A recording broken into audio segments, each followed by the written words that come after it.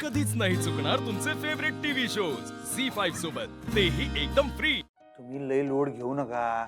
ते लय चांगले आपण वाईट असं काही नाही.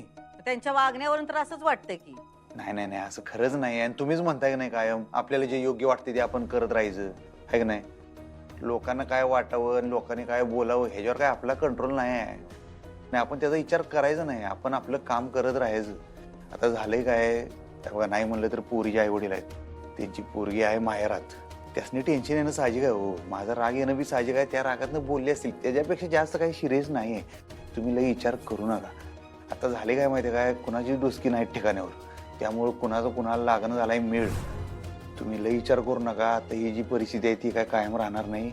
ही वेळ आपल्या घरावरची निघून जाईल. सगळं मिटून जाईल आणि लवकरात लवकर सगळं नीट होणार. बघा तुम्ही विश्वास ठेवा तुम्ही माझ्यावर. फक्त आपल्या घरात जे काय चाललंय ते सगळं नीट होणार, सगळं मिटणार आणि लवकर होणार. बघा तर तुम्ही अधिपती घरातली गोष्ट घरातच राहिलेली बरी.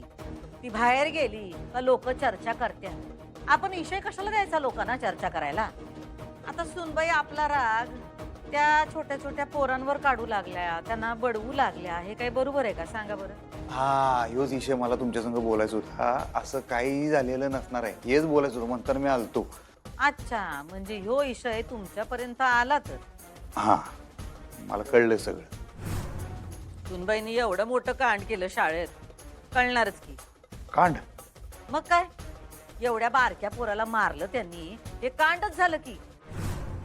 डोसकं फिरल्यावानी वागू लागल्यात सुनबाई. आपला राग कुणावर बी काढू लागल्या.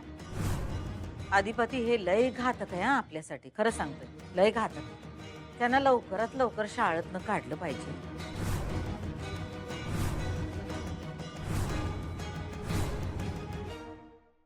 नाही नाही ऐसा बघा, हे असं करायची काहीच गरज नाही आहे. असं कसं म्हणताय तुम्ही.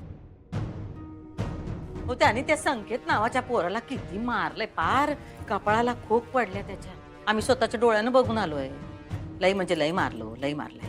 नाही नाही मला नाही वाटत की मास्तरीन माईंनी असं काय केलं असं. ऐका आता, तुम्ही लागला का त्यांची परत बाजू घ्यायला.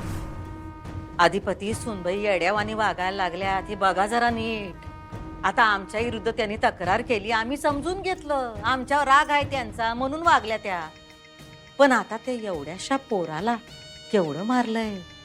हो त्या पोराचा जीव बीव गेला असता म्हणजे कुठवर गेलं असतं काय. आता आपला राग त्या बाहेर काढायला लागल्यात.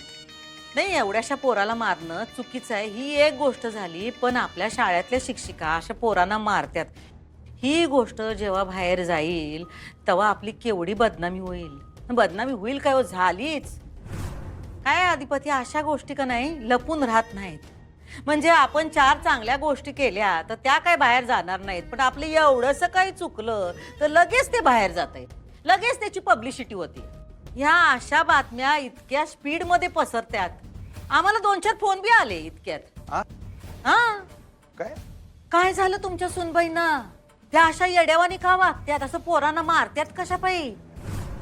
काय ना अधिपती, लोकांना स्वतःच्या घरात काय चाललंय याच्याशी काही घेणं देणं नसतंय. पण दुसऱ्याच्या घरात काय चाललंय याच्याकडे बारीक लक्ष असतंय. त्यात आपल्या घराकडं किती लक्ष आहे लोकांचं तुम्हाला चांगलंच ठाव आहे. मग अशा घरच्या सुनेनं कसं वागलं पाहिजे सांगा की. हा पण ह्यांना ना काही कळतच नाही. झी5 ॲप डाउनलोड करा आणि पहा सर्व एपिसोड्स एकदम फ्री.